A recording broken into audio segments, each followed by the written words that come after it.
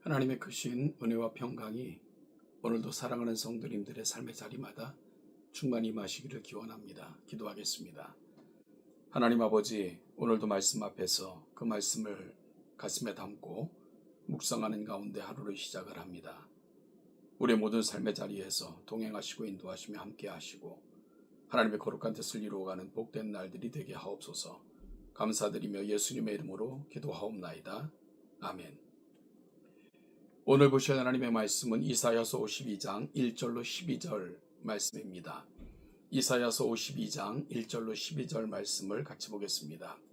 시온이여 깰지어다 깰지어다 내 힘을 낼지어다 거룩한 성 예루살렘이여 내 아름다운 옷을 입을지어다. 이제부터 할려받지 아니한 자와 부정한 자가 다시는 내게로 돌아옴이 없을 것임이라. 너는 티끌을 떨어 버릴지어다 예루살렘이여 일어나 앉을지어다. 사로잡힌 딸 시온이여 내 목의 줄을 스스로 풀지어다. 여호와께서 이같이 말씀하시되 너희가 값없이 팔렸으니 돈 없이 속량되리라. 주 여호와께서 이와 같이 말씀하시되 내 백성이 전에 애굽에 내려가서 거기에 거류하였고 아수르인은 공연히 그들을 압박하였도다. 그러므로 이제 여호와께서 말씀하시되 내 백성이 까닭없이 잡혀갔으니 내가 여기서 어떻게 하랴. 여호와께서 말씀하시되 그들을 관할하는 자들이 떠들며 내 이름을 항상 종일토록 더럽히도다. 그러므로 내 백성은 내 이름을 알리라. 그러므로 그날에는 그들이 이 말을 하는 자가 나인 줄을 알리라. 내가 여기 있느니라. 좋은 소식을 전하며 평화를 공포하며 복된 좋은 소식을 가져오며 구원을 공표하며 시온을 향하여 이르기를 내 하나님이 통치하신다 하는 자의 산을 넘는 발이 어찌 그리 아름다운가.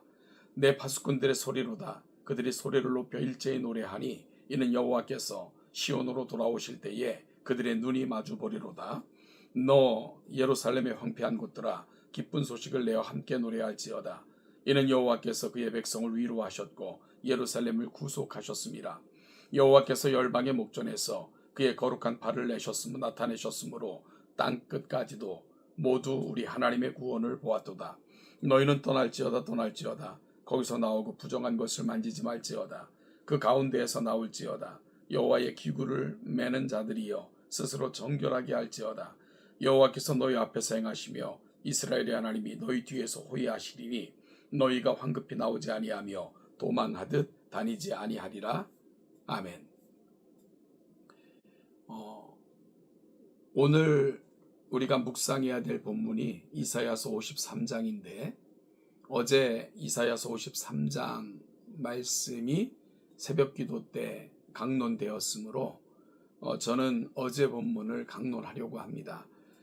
오늘 52장 말씀을 함께 묵상하고요. 53장 말씀을 묵상하고자 하는 분들은 어제 새벽기도 때 제공된 영상을 통해서 다시 한번 확인받을 수 있기를 소원합니다. 오늘 본문은 하나님께서 그의 백성에게 구원의 때가 임박하셨음을 선포하시며 영광의 회복과 함께 하나님의 거룩한 땅에 들어갈 준비를 갖추라고 강조하시는 말씀입니다. 세 단계로 나누어 설명할 수 있습니다. 먼저 1절부터 3절입니다. 떠날 준비를 갖추라는 말씀입니다. 세 가지 동사를 통해 이를 명령하고 있죠. 이를 위해 먼저 깨어야 하고 다음은 아름다운 옷을 입어야 되고 셋째는 떠날 준비를 갖추어야 됩니다. 구체적으로 티끌을 떨어버리고 일어나 앉아 있어야 합니다. 이는 이스라엘 백성들을 바벨론의 속박으로부터 구원하실 것이니 준비를 갖추라는 명령을 넘어 모든 시대 성도들에게도 적용되는 귀한 영적 교훈을 제공합니다. 성도들은 자신의 죄악된 삶으로부터 떠나야 되며 이를 위해 걸치고 있었던 세상의 옷을 벗고 하나님이 입혀주시는 아름다운 것들로 치장해야 됩니다. 그리고 하나님의 위대한 구원과 회복을 기다려야 합니다. 여러분, 이스라엘에게 이러한 놀라운 일이 일어날 수 있는 이유를 3절부터 6절에서 설명하는데요. 한마디로 말하면 하나님께서 속량하셨기 때문입니다. 3절을 읽겠습니다. 여호와께서 이와 같이 말씀하시되 너희가 값없이 팔렸으니 돈 없이 속량되리라. 하나님께서는 과거 애굽에서 그들을 속량하시고 데리고 나오셨던 사건을 회상시키시면서 이러한 구원이 바벨론에서도 동일한 원리로 진행되고 이루어질 것을 말씀하셨습니다. 그래서 우리는 바벨론으로부터의 해방을 제2의 출애굽이라고 부릅니다. 그리고 이 놀라운 구원의 모든 소망은 오직 하나님의 속량에만 있습니다. 하나님께서 모든 값을 지불하시고 모든 여건을 마련하시고 그 백성을 데리고 나오시는 사건, 이것이 바로 구원의 본질입니다. 이 놀라운 일이 이제 있을 것임을 선포하는 것입니다. 이는 성도들에게도 놀라운 고백에 이르게 합니다. 우리는 세상에 팔렸고 세상의 종노릇하며 살다가 영원히 죽을 운명이었습니다. 그런데 하나님께서 우리를 속량하셨습니다. 값없이 우리에게 은혜를 주셨습니다. 그로 인하여 우리는 구속 끝 곧 구원을 얻은 것입니다. 그 결과 6절 말씀처럼 내 백성은 내 이름을 알리라는 말씀처럼 우리는 하나님을 알게 되었고 믿게 되었고 하나님께 속하게 된 것입니다. 이 모든 것들은 무조건적인 속량으로 인하여 되어진 것입니다. 따라서 성도들은 무한한 기쁨과 감사로 삶을 살아야 합니다.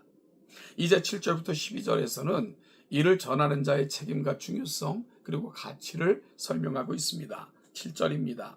좋은 소식을 전하며 평화를 공포하며 복된 좋은 소식을 가져오며 구원을 공포하며 시온을 향하여 이르기를 내 하나님이 통치하신다 하는 자의 산을 넘는 발이 어찌 그리 아름다운가. 하나님께서는 모든 일을 손수행하시는데 이를 전하고 선포하는 이들을 통해 이를 세상이 알게 하시고 또한 그렇게 선포된 말씀을 통해서 하나님은 일하십니다. 따라서 하나님의 위대한 구원을 선포하고 전하는 자는 하나님의 위대한 전령이 되는 것이고요. 메신저가 되는 것입니다. 그러니 그 발이 얼마나 아름답고 귀한 발걸음이겠습니까? 그래서 이사야 선지자는 그들의 발을 어찌 그리 아름다운가 라고 감탄한 것입니다.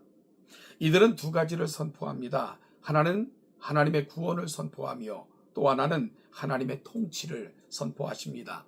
내 하나님께서 너희를 속량하여 구원하시며 그 하나님께서 지금도 너희를 통치하신다. 이것이 바로 그들의 입을 통해 선포하게 하실 하나님의 위대한 메시지인 것입니다. 그러면 오늘 이 시대에 이 영광스러운 메시지를 전하고 선포할 파수꾼으로 부름받은 이가 누구겠습니까? 바로 교회입니다.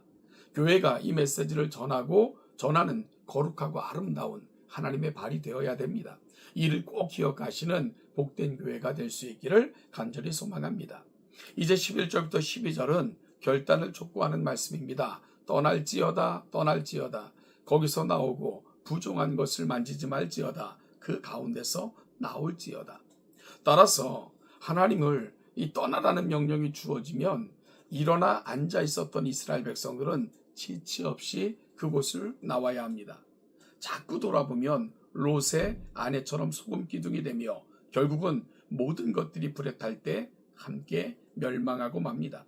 따라서 신속한 결단과 실행이 요구됩니다. 이것이 부르심 앞에서 성도들이 보여야 될 말씀에 대한 태도입니다. 그럴 때 하나님께서는 이런 약속을 하세요. 여호와께서 너희 앞에서 행하시며 이스라엘의 하나님이 너희 뒤에서 호위하시리니 너희가 황급히 나오지 아니하며 도망하듯 다니지 아니하리라. 하나님은 하나님의 복된 소식을 듣고 반응하고 결단하는 성도들을 지키시고 보호하시고 인도하십니다. 그리고 황급히 도망하듯 나가게 하시는 것이 아니라 승리자의 모습으로 나오게 하실 것을 약속하고 계신 것입니다.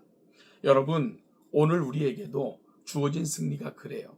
하나님께서는 우리를 속량하사 구원하셨을 뿐만 아니라 친히 앞서 행하시고 뒤에서 호위하시며 우리를 황급히 나오지 않고 승리자처럼 나오게 하셨고 또한 살아가게 하십니다. 이 사실을 기억하시면서 오늘 이스라엘에게 하신 약속이 오늘 우리를 향한 하나님의 구체적인 약속임을 확인받고 오늘도 복음 안에서 승리하듯 또한 누군가에게는 아름다운 발걸음으로 살아내시는 우리 동천의 모든 성도들 되시기를 주님의 이름으로 축복합니다.